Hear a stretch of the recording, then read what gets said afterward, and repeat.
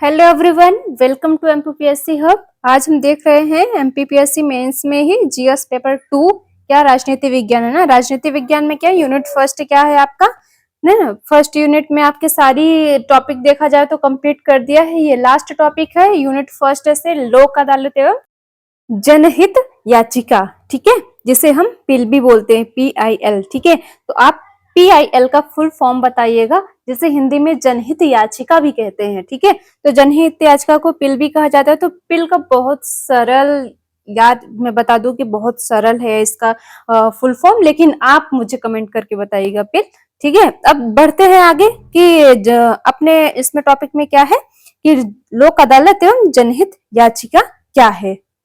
अब देखिए, लोक अदालत का अर्थ क्या होता है। लोक अदालत क्या है, एक वैकल्पिक विवाद निपटान प्रणाली है। ठीक है, तो निपटान प्रणाली बोला जाए तो क्या, अल्टरनेटिव डिस्प्यूट रेजोल्यूशन। ठीक है, तो ADR इसको याद कर लो तो इजी होगा। ठीक है, इसमें क्या होगा कि न्यायालय के बाहर क्या होता है, आपसी समझौते के माध्यम से क्या आपस में समझौते होते हैं, मतलब आपस में समझौते कर लिए जाते हैं, विवादों का समाधान किया जाता है। मतलब अगर जैसे मान लीजिए कोई केस है और यहाँ पे लोक अदालत में क्या है, आपस में समझौते कर लिया जाता है और केस का जो विवाद का निपटारा हो जाता है। इसे आप बहुत इजी तरीके से समझ लो, आप लोक अदालत के सामने खड़े हो। ठीक है, न्यायालय के सामने खड़े हो और बाहर आपसे समझौते से माध्यम से विवाद का निपटारा हो जाएगा। जैसे कि दो आपने सामने, आप पक्ष विपक्ष वाले हो और न्यायालय के बाहर हो, तो आपसे समझौते से यहाँ पे इसका समापन किया जाता है विवाद का। ठीक है, पहले देखा जाए तो गांव के जैसे मुखिया या सरपंच देखा जाए तो गांव के आपसी विवाद को ही आमने सामने समझौते से निपटारा कर देते थे ना। ज्यादातर लोक अदालत या न्यायालय में नहीं जाते थे, आपस में ही क्या दोनों पक्ष को लाके समझौता करके विवाद को सुलझाया जाता था। तो यहाँ पर भी, यहीं पे लोक अदालत का भी यहाँ पे मेन इस तरह से आप याद रख सकते हो कि न्यायालय के बाहर क्या है कि न्यायालय के बाहर आपस में ही समझौते करा करके वाद विवाद को समाप्त किया जाता है। देखा जाए तो ये कानून कब लागू हुआ था और अधिनियम कब आया था, तो विधिक सेवा प्राधिकरण अधिनियम 1987 में आया था। ठीक है, लागू कब हुआ था, तो 9 नवंबर 1995 में। अब लोक अदालत का उद्देश्य देखे तो क्या है, सस्ता एवं सुलभ न्याय। समझ गए आप, बिल्कुल सस्ता है और सुलभ न्याय है। त्वरित न्याय मतलब तुरंत न्याय भी मिल जाता है। और यहाँ पे देखा जाए तो न्यायालयों में लंबित मामलों की संख्या कम करना इसका उद्देश्य है। क्या न्यायालय में बहुत ज्यादा क्या होते हैं, मामले बहुत बड़े और लंबे हो जाते हैं और बहुत ज्यादा में हो जाते हैं। तो यहाँ पे क्या होता है कि कम करने के उद्देश्य से है कि न्यायालय में जो लंबित मामले हैं उनको कम किया जाए, इसका उद्देश्य यहाँ पे लोक अदालत का है। ठीक है, और गरीब एवं कमजोर वर्गों को न्याय उपलब्ध कराना सबसे बड़ी यहाँ पे उद्देश्य की बात की जाए तो सबसे ज्यादा यहाँ पे क्या दिया गया उद्देश्य में कि गरीब एवं कमजोर वर्गों को न्याय का उपलब्ध कराना। ये आपके उद्देश्य हो गए 4। ठीक है, ध्यान रखना, सत्ता का सुलभ न्याय, त्वरित न्याय मतलब तुरंत न्याय मिल जाता है, न्यायालयों को लंबित मामलों की संख्या कम करना है और गरीब और कमजोर वर्गों का न्याय उपलब्ध कराना है। अब देखिए, लोक अदालत की विशेषताएं देख लीजिए। लोक अदालत की विशेषताओं में क्या आ जाएगा, पहले निःशुल्क प्रक्रिया है। ठीक है, त्वरित न्याय है, आपसी समझौता है। ठीक है, और इसमें निःशुल्क प्रक्रिया में क्या है, कोई न्यायालय निःशुल्क नहीं लगता है। क्या, ठीक है, मतलब न्यायालय में कोई भी निःशुल्क नहीं लगता है। त्वरित न्याय का मतलब क्या, मामलों का शीघ्र निपटारा होता है। आपसी समझौता देखा जाए तो निर्णय सहमति पर आधारित होता है, जैसे सहमति हो जाएगा वैसा यहाँ पे समझौता किया जाएगा। और आगे चौथा पॉइंट देखेंगे तो अंतिम निर्णय और अपील का प्रावधान नहीं है। तो अंतिम निर्णय क्या देखा जाए तो लोक अदालत का निर्णय अंतिम एवं बाध्यकारी होता है। अपील का प्रावधान मतलब कि लोक अदालत के निर्णय के विरुद्ध समांतर अपील नहीं होती है। तो ये आपके विशेषता में 5 पॉइंट हो जाएंगे। आप जो निःशुल्क प्रक्रिया है, त्वरित न्याय, आपसी समझौता, अंतिम निर्णय, अपील का प्रावधान यहाँ पे नहीं है। ठीक है, तो आपकी विशेषताएं हो जाएगी। अब देखिए, लोक अदालत द्वारा निपटाए जाने वाले मामले कौन कौन से हैं। ठीक है, तो अब यहाँ पे हम देखते हैं कौन कौन से मामले हैं जो लोक अदालत में निपटाए जाते हैं बहुत आसानी तरीके से। तो क्या, मोटर दुर्घटना दावा, अगर कोई आपसे मोटरसाइकिल से दुर्घटना हो गई है तो यहाँ पे लोक अदालत में निपटाए जाते हैं। बैंक ऋण विवाद देखा जाए तो यहाँ पे होता है। पारिवारिक विवाद हो जाए तो लोक अदालत में जाते हैं, जिसका निपटारा होता है। श्रम विवाद, बिजली पानी बिल विवाद, ठीक है, भूमि विवाद, ये जितने भी पॉइंट आपको हैं ये सारे कहाँ पे होंगे, लोक अदालत पे होंगे। ऐसे मामले निपटाए जाते हैं। ठीक है, अब ऐसे कौन से मामले हैं जो लोक अदालत में निपटारा नहीं होता है, किन मामलों का? तो यहाँ पे देखो दो मामले हैं यहाँ पे, जैसे गंभीर आपराधिक मामले हैं तो लोक अदालत में इसका निपटारा नहीं होगा, ठीक है। और गैर समझौता योग्य अपराध का भी निपटारा यहाँ पे नहीं होता। ये दो मामले ऐसे हैं जिनका निपटारा यहाँ पे नहीं होता। अब थोड़ा यहाँ पे देख लेते हैं राष्ट्रीय लोक अदालत के बारे में। तो राष्ट्रीय लोक अदालत का प्रारंभ कब हुआ था? तो 2015 में हुआ था। इसका क्या था? पूरे देश में एक ही दिन आयोजित था, क्या? लाखों मामलों का निपटारा करना, ठीक है। तो ये आपका राष्ट्रीय लोक अदालत का 2 पॉइंट आप देख लीजिए। अब देखते हैं क्या लोक अदालत का महत्व देखिए, ठीक है। तो महत्व में क्या जाएगा आपका? पहला पॉइंट, न्याय तक आसान पहुंच, ठीक है। लोक अदालत में आप आसानी से पहुंच सकते हैं, ठीक है। सेकंड क्या है? समय एवं धन की बचत, दोनों है आपका यहाँ पे महत्व समझिए। समय का भी बचत हो रहा है और धन की भी बचत हो रही है। अब यहाँ पे पहले आपने विशेषता में पढ़ा था धन की बचत, मतलब निःशुल्क प्रक्रिया पढ़ा था। तो निःशुल्क प्रक्रिया यहाँ पे महत्व में क्या है? समय एवं धन की बचत हो रही है ना, तो यहाँ पे भी समझ लेना कि ये धन यहाँ पे बचत हो रही है, धन की, मतलब पैसा कोई नहीं लग रहा है।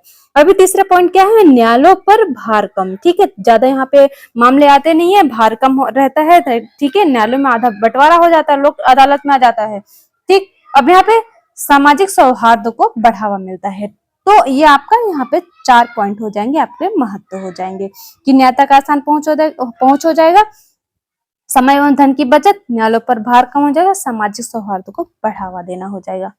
यहाँ पे सौहार्द है ना, तो सौहार्द का मतलब समझ रहे हैं? यहाँ पे सामाजिक सौहार्द की बात कर रहे हैं, मतलब आपसी मेल जोल, ठीक है, प्रेम भाव बढ़ाना। यहाँ पे सौहार्द का मतलब ये होता है सामाजिक सौहार्द को बढ़ावा देना। कुल मिलाकर आप समझो कि आपसी प्रेम, सद्भाव, मेलजोल, भाईचारे की भावना की बात यहाँ पे हो रही है। लोक अदालत की सीमाएं भी हैं, ठीक है। तो लोक अदालत की सीमाएं कितनी है? 3। तो कौन कौन सी? केवल समझौता योग्य मामलों तक सीमित है ये, ठीक है। और जटिल मामलों में कम प्रभावी है। तीसरा पॉइंट क्या है? पक्षकारों की सहमति यहाँ पे आवश्यक है। इसकी लोक अदालत की 3 सीमाएं हैं, ठीक है, सीमा में निर्धारित है। ये यहाँ पे लोक अदालत खत्म होता है आपका। अब स्टार्ट होता है जनहित याचिका। जनहित याचिका मतलब पिल, है ना। पिल मैंने बोला था, पिल का फुल फॉर्म बताना था, यहाँ पे आपको मैंने बता दिया है, पब्लिक इंटरेस्ट लिटिगेशन, ठीक है, ये पिल का अर्थ होगा। अब यहाँ पे जनहित याचिका का मतलब समझते क्या होता है? जब किसी व्यक्ति या समूह द्वारा समाज के व्यापक हित में न्यायालय में याचिका दायर की जाती है तो उसे क्या कहा जाता है? जनहित याचिका कहा जाता है या पिल कहा जाता है। मतलब समझो यहाँ पे, जब किसी व्यक्ति या समूह, मतलब व्यक्ति को भी लिया गया है, समूह को भी लिया गया है, समाज के व्यापक हित के बारे में अगर न्यायालय में याचिका दायर की जा रही है तो यहाँ पे जनहित याचिका कहलाती है, ठीक है। मतलब जनता के हित के लिए याचिका की जा रही है, ऐसा समझो तो जनहित याचिका हो जाती है। इजी भाषा में समझो, ठीक है। अब देखो जनहित याचिका की उत्पत्ति कहाँ से हुई थी? तो अमेरिका से प्रेरित है, ठीक है, अवधारणा इसकी। भारत में 1980 के दशक में विकसित हुआ था। प्रमुख न्यायाधीश देखा जाए तो कौन है? तो प्रमुख न्यायाधीश आपके पीएन भगवती है और वीआर कृष्णा लेयर, ठीक है। हमें पिल की आवश्यकता क्यों पड़ी? यहाँ पे देखो जनहित याचिका की आवश्यकता क्यों पड़ी? तो गरीबों को न्याय, मतलब जो व्यक्ति स्वयं न्यायालय नहीं जा सकते हैं, ठीक है, मौलिक अधिकारों की रक्षा यहाँ पे करता है, प्रशासनिक जवाबदेही होता है और सामाजिक न्याय की स्थापना होती है। इसलिए जनहित याचिका की यहाँ पे आवश्यकता पड़ी है, ठीक है। अब देखो यहाँ पे जनहित याचिका कौन दायर कर सकता है? तो कोई भी नागरिक कर सकता है, सामाजिक संगठन भी कर सकता है, स्वयंसेवी संस्थाएं भी कर सकती हैं, जनहित में कार्य करने वाला हर व्यक्ति कर सकता है, ठीक है, इस बात का ध्यान रखना। अब देखो जनहित याचिका किन मामलों में दायर की जा सकती है? अभी क्या था कि कौन दायर कर सकता था, अब यहाँ पे है किन मामलों में दायर की जा सकती है। तो पर्यावरण संरक्षण, मानवाधिकार उल्लंघन, ठीक है, भ्रष्टाचार, बाल श्रम, महिला उत्पीड़न, जेल सुधार, बंधुआ मजदूरी, ऐसे मामले में क्या होता है? पिल दायर की जा सकती है। अब देखो विशेषता देखो पिल की, है ना। तो जनहित याचिका की विशेषता में पहला क्या था? लोकस स्टैंडी का विस्तार, मतलब पीड़ित व्यक्ति के अलावा कोई भी अन्य व्यक्ति की याचिका दायर कर सकता है, ठीक है। दूसरा क्या है? सामाजिक न्याय का उपकरण। तीसरा न्यायपालिका की सक्रिय भूमिका है, जन सामान्य के हित की रक्षा करना है। ये आपका क्या हो जाएगा? पिल की प्रमुख विशेषताएं हो जाएगी। अब देखिए भारत में प्रमुख पिल मामले कौन कौन से हैं यहाँ पे जनहित याचिका के? तो पहला विशाखा केस जो 1997 में हुआ था। किस मामले में? तो कार्यस्थल पर महिलाओं के यौन उत्पीड़न संबंधी दिशा निर्देश दिए गए थे, विशाखा केस, ठीक है। अब एमसी मेहता केस देखा जाए तो पर्यावरण संरक्षण के मामले में आए थे और हुस्नौरा, मतलब हुसैन देखा खातून केस देखा जाए तो त्वरित न्याय का अधिकार था।